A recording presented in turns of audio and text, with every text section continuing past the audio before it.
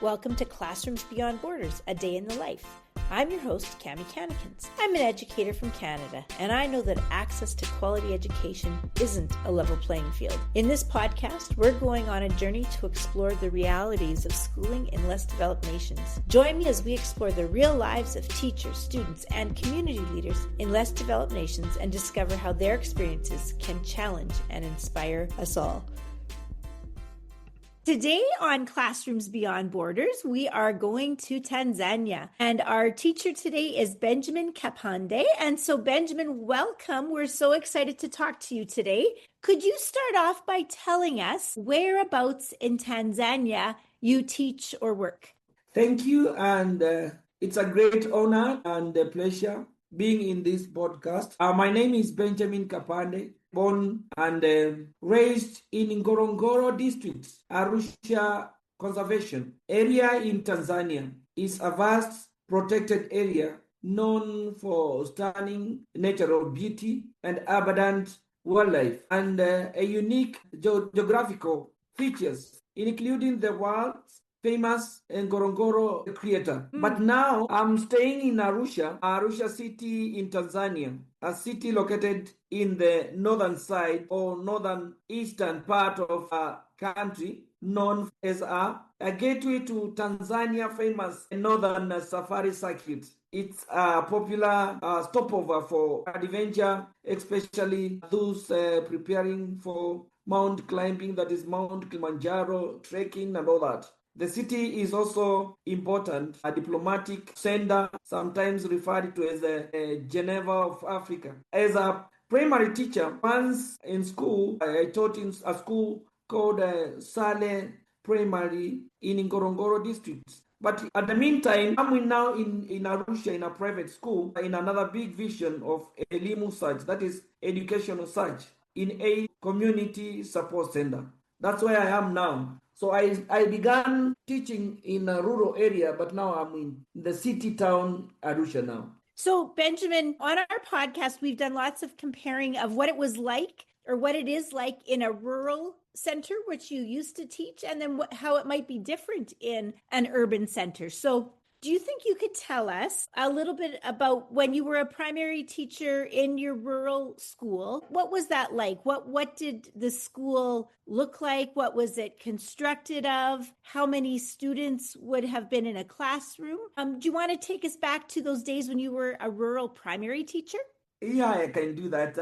I've been a teacher almost for 3 years when I finished my teaching courses. So I joined the school in my rural area in Ngorongoro district. So the school, it had 800 students, 800 kids, pupils, and we were only 12 teachers teaching the 800. Wow. It was so hectic for us. So in the 3 years, actually, I've gotten a very big experience. And the building, actually, the old model, that the building was just a flat roofed classes. I think you can get it. It was small rooms without doors, windows open, just very shaggy. But until today, I think the area has not changed. Actually, it is the same. And so you must have had 80 or 90 students in a classroom. Does that sound about right? Yeah, in upper classes, we had almost 90 students, but in lower class, it was just a flocked one with 120, sometimes 130 in lower classes. Wow. So I imagine that you did not have enough desks or chairs for all of those students. For sure. Some in the lower classes, some kids are just standing, a desk being shared by 6 kids. So you find it was so much flocked and very hectic. Wow. So students are standing, they're sharing desks. Did you have enough resources? Would students have had, I imagine they might have shared a textbook if you had textbooks. Tell us about teaching materials, a blackboard perhaps. What would that have been like? That was amazing, actually, teaching materials like a book. Only a teacher can have one, and a student who maybe you can read for the others. We had few books, actually, like textbooks. A teacher having one, maybe a teacher having one, and maybe now sharing a book, a textbook to a student can only read. So the other kids are not having the textbooks. So it has been that way. What age group did you teach? Were you with the older students or the lower classes? Yeah, for the lower classes, maybe now the students in this area in the Ngorongoro district, just joining the school, they were joining almost like 6 years. Now they joined class one. Now for me, I was teaching in upper classes in class four by like 8 years, 10 years being in that class. Okay. So what would a typical day look like? What time would school start? How would students arrive to school? Would they have walked for a long time? How did you get to school? Tell us about what a school day might look like from the time the student leaves their home. Yeah, in Ngorongoro district, actually, few schools. So you find some kids coming from very far. So if they have to come, actually starting school was just 7 o'clock in the morning. So a kid would only start coming from their home 1 hour to the school, 1 hour to the school. So you find the walking distance is very far. The fewer who are just near the school could take only 30 minutes and 15 minutes too. But the kids who we were to wait until they come. Even today, wait until they come from very far, a 1 hour walking barefooted, you understand? So school starts at 7 a.m. That sounds very early compared to when schools in Canada start. They get to school, then what happens? After getting to school, the teacher on duty, doing the cleanness and all that, then at 8 exactly, after the parade in 7:30, 8 exactly, when all the kids after the parade they go to classes and then we begin the classes. So tell us about what happens in the parade. Parade actually it's like okay, checking the cleaners, checking the kids coming, just viewing the way they come, their cleanness and all that, and also having some announcement about the daily program, and then they go to class. And the parade happens outdoors in a central area or outside the classroom? Yeah, in the outside, there's where we have a parade center where there's a flag being raised for the school. Yeah. So just in front of the classes, we had a parade ground there. So would that parade ground be used for other things? Would students play football or do outdoor activities there as well? Yeah, for the parade ground, only for the parade only. Okay. Yeah, but we have a field, just a roughly field, just around after the classes. So the school is almost like 2 acres and something. So we have a bigger field for the kids to play. So the field would be grass or dirt and the students would play football, for example. I'm sure that's big in Tanzania. Yeah, football. We have these local football balls that are made by the kids, so they play with it. Made out of plastic bags. Yeah, made of plastic bags and all that. So those are the very, very balls that we have. You describe, I'm very familiar with those balls, the plastic bags wound on top of each other. Can you explain for our listeners what those look like or how students might make those balls that they would use for football? Yeah, I've made them, so I can explain also. Excellent. Yeah, so and also I used to help the kids also to in my class to help them get them so that they can have something to play at the break time. So you take the plastic bags, the odd ones, and then you fold them, and you just fold them, and then you take another plastic bag that is almost good. Then you cover roundly, and then you take a thread. You just tie round and round, making knots and all that. So it looks like a round ball. Right. And it's most of the ones I've seen are certainly, they don't get to the size of a football with air. They'd be like. They don't get to the size of, because if you make a big one to be very heavy for kids heavy, yes. Yeah, to kick. So you just make a small one, a medium one, a small that a kid can kick and all that. A lighter one, you see. Yes. What might be some other things that students would do outside to play during their break? Do they make other toys or other equipment? Yeah, for the girls, they make small balls that they throw and eat one another. So we call it here ready. So you throw and then you take a bottle to fill soil. If you complete, then you be a winner. I Okay. think I don't you know that, yeah. So games with balls, all sorts of things. And I think children everywhere in every country of the world make up games with balls, right? Yeah, sure. By Classes, eating each other and all that. yes. So classes, you said classes start at 8 a.m. What would be the subjects that students would take? And then how long until they would have a break? Do you have a tea break in the morning? What does that look like? Now, for Tanzania curriculum, now everything is taught in Swahili. So you find from class 1 to class 3 where English begin being taught. And the other class, all the subjects are taught in Swahili in the primary level. Okay. So they would learn to read in Swahili. They would do math. What else? They would do maths in Swahili, being explained in Swahili. Also, the other subject like geography, history being taught in Swahili, and civics being taught in Swahili. So when they are in the class 3 is where now we start teaching phonics and all that in English now. It's Okay. like beginning in nursery school, that is. All right. So Yeah.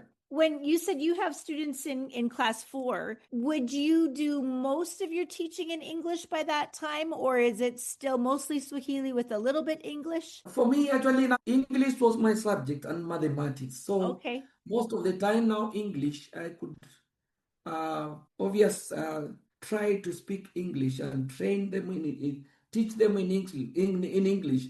But sometimes you just speak in English and then you translate it in Swahili so that the kid can understand. Okay. What about any kind of access to computers or technologies? You said there's 12 teachers at this rural school. Would any of Yeah. them have had a computer or would they have had smartphones? What would that have been like? I think for that time that I was teaching there 3 years back, no teacher, even me, no phone, smartphone actually. We Okay. do small phones actually, and only one computer that was being used in the office, the head teacher office, by the secretary only. Okay. Yes. It's only recently when the government actually tried to mobilize that the school should have, they call it Taoma, they should have these computers and all that. So it has taken long for us to turn over to learn using computers and all that. Would your rural school have had electricity that was reliable, or was it sometimes electricity, sometimes not? Yes, sometimes we had a supply only not all the classes, but to the office. A supply the government electricity that is being supplied in the rural. Okay, so So the office had electricity, but the classrooms would not have? nothing actually. So imagine you cannot teach beyond if we come early and it is still dark, Right. we cannot teach. So we wait until we get the electricity from God, that is the sun. We cannot also not teach through evening around 4, 5, we cannot teach because dark in the classes. Okay, so that would certainly limit your day there. I imagine then that your toilet facilities would have been likely pit latrines. Yeah, the pit latrines, and in the school we have like 4 pit latrines for the boys, 4 pit latrines for the girls, and one urinal for the boys, and one toilet for the teacher. What about water? Water supply, we had a government supply of water, but it comes periodically that the water is supplied once in a week. So when the water is supplied, we have to store them in the tank, other gallons, and put them in plastic drums and all that. So The yellow jugs? here the yellow jugs and the buckets we put and store. So only water was being supplied once per week in the school so that it can be distributed all over the community.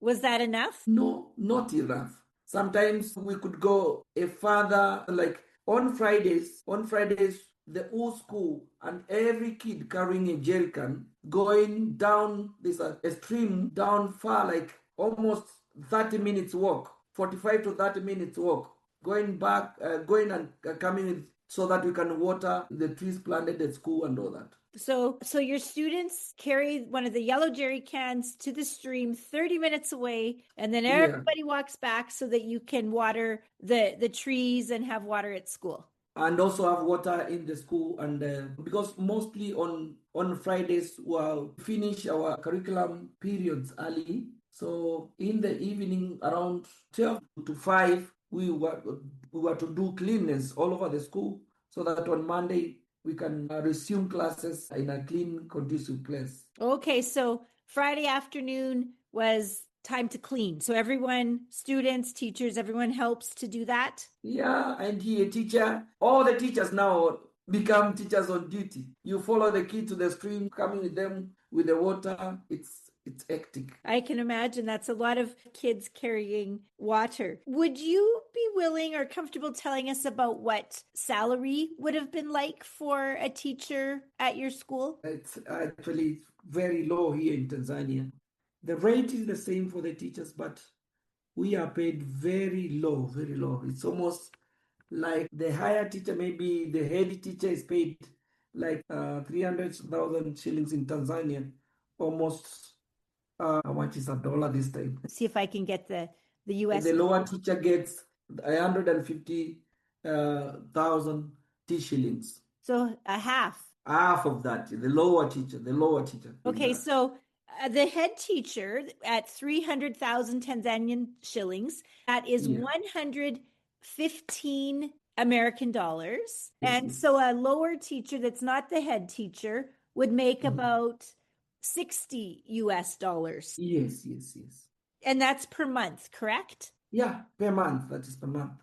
So Benjamin, is that enough to live on? How would that be as a teacher? Would you struggle to pay your rent? What would that be like? You have to engage yourself in other things. So you have to engage yourself in other ways of getting money. Like when I was there, I had to do some home tuitions so that they can also earn some money from the parents and the kids. You find also not every parent will allow the kid to be taught in an after-school program. That is, you find yourself, you have to do a lot. And you find sometimes a teacher cannot make it going throughout the week or going throughout the month because of insufficient. Sometimes the teachers are late. Sometimes they don't come to school. A teacher would have to walk it to school as well, correct? Yeah, 15, 30 minutes. Now, for the teachers, now you are just taught to be near the school. So you need to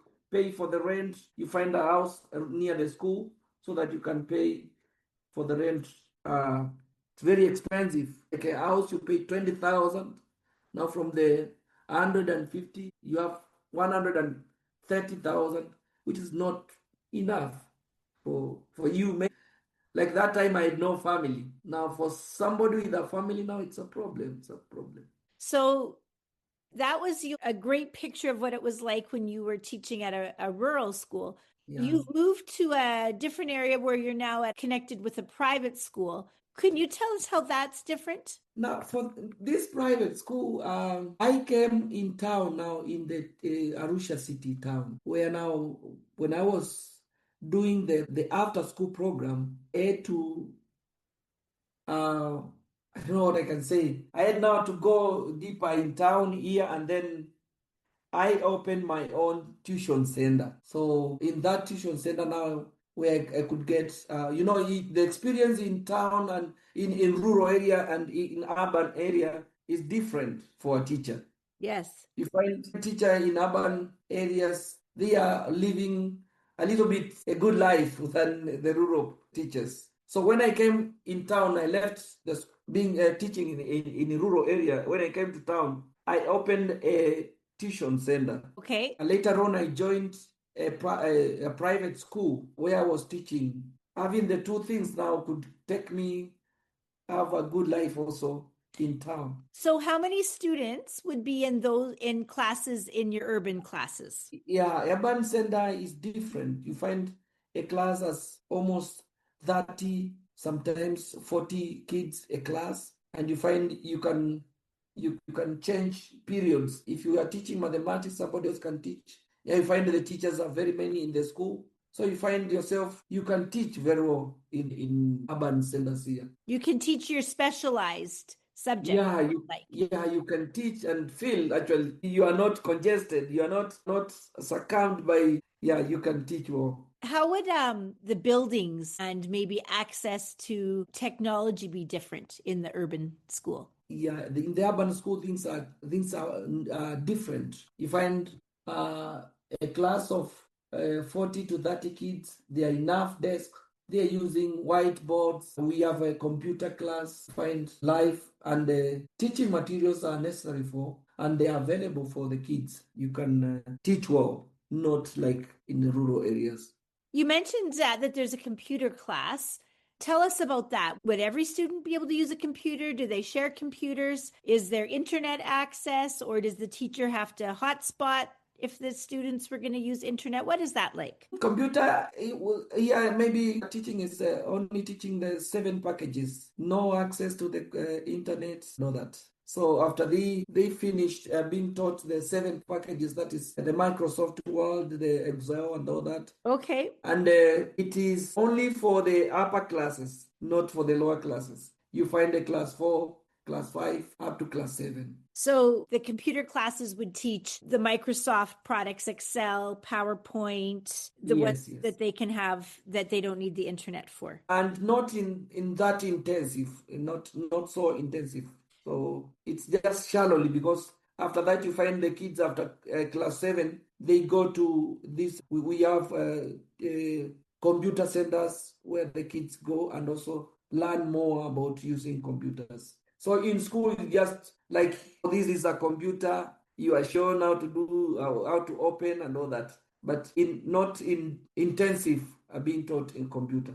They maybe would learn to type a little bit. Yeah, sure. Like that. Okay. Yeah. Open the Excel, Great. open the Access. Yeah. Yeah, turn it on. So, Benjamin, we have about 5 minutes before our Zoom call will run out of time. What would you like to tell us about your hopes for students in education in Tanzania, or what you think some of the biggest challenges are? Sometimes we talk about whether or not you've done any work using artificial intelligence and whether you think that might have an impact on your students and teaching in Tanzania. What about some of those things? We have many challenges in Tanzania concerning education. And for me, I'm trying, and that's why this after school program still in my mind, and I'm doing it privately. Opened a center where I'm doing my private this after school program. And what I am trying to do is to do a kind of mentorship to the kids that I get. Those are registered in my center. Okay. We have many problems until I'm trying to switch on and see learning new things that can bring the child of Tanzania feel and reach to know what education can take in or are. I have challenges of many. Hopes are very few because of few supply, teaching materials, very many things. So I'm like, it's very hectic to the curriculum of Tanzania. And what I'm doing is just I've opened a center where I can start doing mentorship to the kids, try to help the kids in the community, try to venture in, and also myself try to go back and dig deeper and see what I can help the kids and the community also. So you're trying to maybe fill some of the gaps where students missed out in the rest of school. Is there anything else that you'd like really the world to know about teaching in Tanzania or students in Tanzania before we leave today? Maybe I can say the biggest, or what I say, the effects, the effects of that will bring the effective teaching in Tanzania is having resources and also having support, including quality instrumental materials.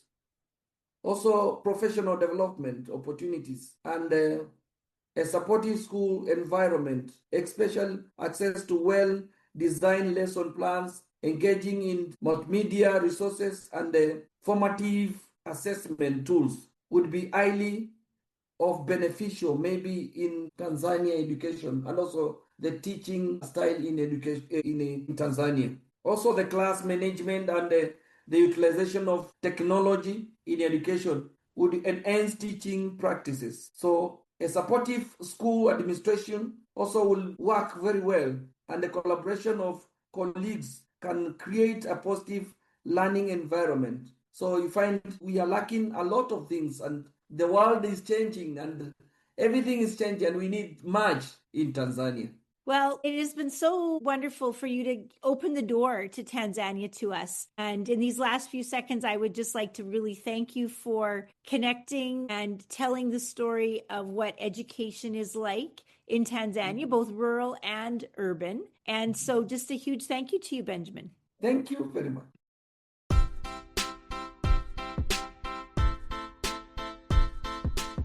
You have been listening to Classrooms Beyond Borders. We hope this episode has offered a valuable perspective on education in a part of the world that may be very different from your own. I hope these conversations spark a desire to learn more about the world, to engage with global issues, and to consider how you can contribute to more equitable and just education for all. Check the show notes to see if there is a specific suggestion for supporting the school in this episode.